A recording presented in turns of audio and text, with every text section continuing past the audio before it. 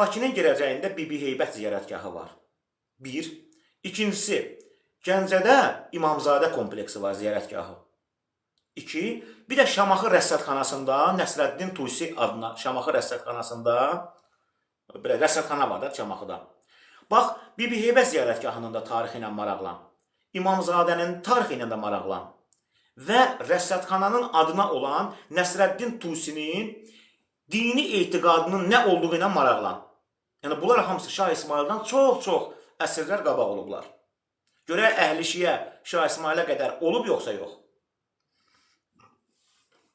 Yəni, zəhmət olmasa, Bibi Heybət ziyarətgahının tarixi, İmamzadənin tarixi, bir də Nəsrəddin Tusi adına rəsədxana var. Bax, o Nəsrəddin Tusi ki var. O Nəsrəddin Tusinin dini etiqadı nə olub, bir dənə ona maraqlan. Nəsrəddin Tusi Şah İsmaildən 300 il qabaq 12 imam əqidəsinin etiqad əsaslarını yazıb Azərbaycanda. Nəsrəddin Tusi.